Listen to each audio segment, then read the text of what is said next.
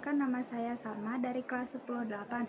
Nah, di sini saya akan menjelaskan tentang pengertian bank syariah.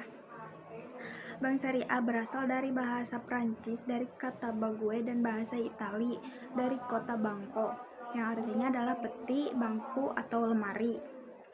Undang-Undang Nomor 10 Tahun 1998, bank adalah lembaga atau badan usaha yang menghimpun dana dari masyarakat dalam bentuk pinjaman.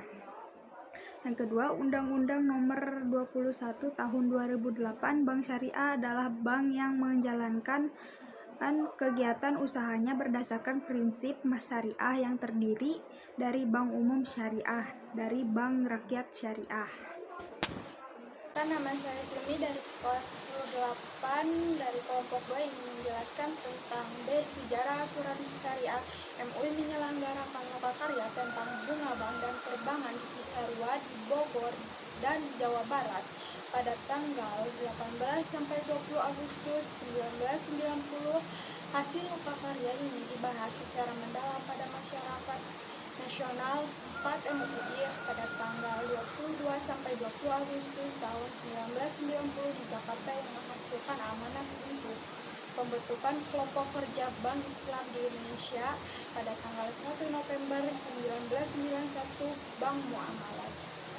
Perkenalkan, nama saya Febi Nabila dari kelas 10-8 akan mempresentasikan tentang bank syariah. Baik, bagian C. Dasar Hukum Perbank Syariah. Undang-Undang Nomor 7 Tahun 1992 sampai Undang-Undang Nomor 10 Tahun 1998 Perbankan Pasal 1 Butir 2 Undang-Undang Nomor 21 2008 Perbankan Syariah. Undang-Undang Nomor 10 Tahun 1998 sampai Bank Umum Bank Perkreditan. Rakyat biasa menjalankan pembiayaan berdasarkan prinsip syariah yang terdiri di Nama saya Gianggrani dari kelas 10-8. Saya di sini saya ingin mempresentasikan tentang bank syariah bagian 4. A. Pembiayaan dengan prinsip bagi hasil mudharabah. B. Pembiayaan dengan prinsip bagi hasil musyawarah. C. Prinsip jual beli barang untuk memperoleh keuntungan murabahah. D. Pembiayaan barang modal dengan sewa murni ijarah. E. Perpindahan hak muid barang yang disewa dari pihak bank kepada pihak lain, ijarah waitana. Perkenalkan, nama saya Jelita Rahayu Mengsari dari kelas 10-8. Berdirinya saya di sini, saya akan menyampaikan Undang-Undang Nomor 21 Tahun 2008 dari 13 bab dengan 70 pasal yang mengatur tambahan beberapa prinsip baru, antara lain: 1. Tata kelola keuangan governance. 2. Prinsip kehati-hatian prudential dan privilege. 3. Manajemen resiko, risk management. 4. Penyelesaian sengketa. 5. Komit perbank syariah, binaan dan pengawasan bank syariah. 7. Otoritas fatwa. D. Kegiatan dan usaha bank syariah. Penghimpunan dana dengan prinsip wadiah, yaitu titipan dari suatu pihak yang lain, baik sebagai individu maupun atas nama badan hukum, yang harus atas kesepakatan pihak yang menitipkan hendak mengambilnya.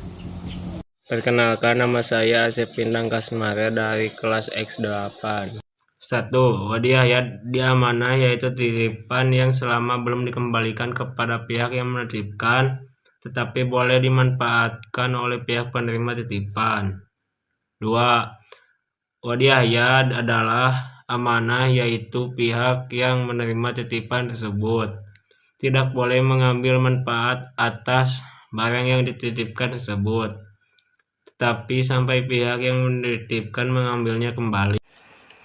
Perkenalkan, nama saya Bintang.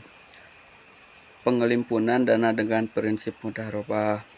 Mudharabah mutlakoh, yaitu sistem mudharabah yang memberikan kuasa penuh kepada pengelola untuk menjalankan usaha tanpa batasan apapun yang yang berkaitan dengan usaha. 2. Mudharabah muqayyadah, sistem di mana pemilik dana memberikan batasan kepada mudharib dalam pengelolaan dana berupa jenis usaha yang dijalankan, tempat pihak dan target konsumennya. 3.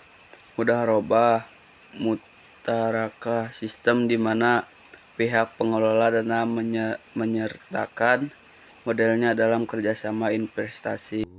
Perkenalkan, nama saya Cepi dari 10-8. Saya ingin membacakan B. Investasi. Investasi yang dilakukan oleh Bank Syariah ada 2 skema. Nomor 1, mudharabah, persetujuan kerjasama antara pemilik modal dengan seorang pekerja untuk mengelola uang dari pemilik modal. Dalam kegiatan bisnis, kesepakatan mendapatkan keuntungan maka dilakukan bagi hasil. Nomor 2, musyarakah, perjanjian kerjasama investasi antara 2 pihak atau lebih untuk menjalankan sebuah usaha yang halal keuntungannya. Nama saya Raihan. Ijarah yaitu transaksi berpindah-pindah hak pakai manfaat barang dan jasa dalam waktu tertentu dengan cara membayarkan sewa atau upah tanpa melalui perubahan status kepemikiran. 2. Ijarah mutahiyah bitamik merupakan kombinasi antara sewa, penyewa, jual beli dengan hibah di mana pihak yang menyewa berjanji akan menjual barang yang disewakan pada akhir periode. Perkenalkan, nama saya Andika dari 10-8. 3. Jasa pelayanan. 1. Wakalah serah terima dari seseorang kepada orang lain untuk mengajarkan sesuatu yang tidak dapat ia lakukan. Seseorang tidak bisa mewakilkan lagi amanat tersebut kepada orang lain. Contohnya Amir dan Hayun menjual mobil dengan harga 100 juta. Maka Hasyim, wakalah dari Amir dan Hasyim, tidak bisa mewakilkan kembali kepada orang lain. 2. Hawalah, yaitu transaksi yang timbal kena salah satu pihak memindahkan tagihan utang seseorang kepada orang lain yang menggunakannya. Contohnya Ahmad berhutang kepada bank 1 juta rupiah. Ahmad pun memiliki uang yang dipinjam oleh Jaina sejumlah 1 juta rupiah. Pada saat bank menagih hutang Ahmad bisa meminta kepada bank untuk menagih hutangnya kepada Ahmad dengan jumlah yang sama.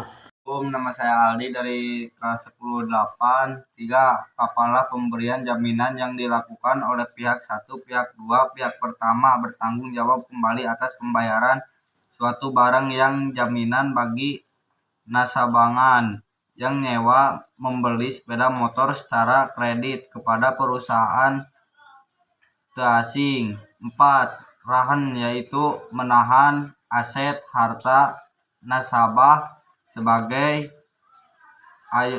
ayunan atau jaminan tambahan pada pinjaman yang diberikan, di mana perekonomian konvensional rahan sama dengan gadai.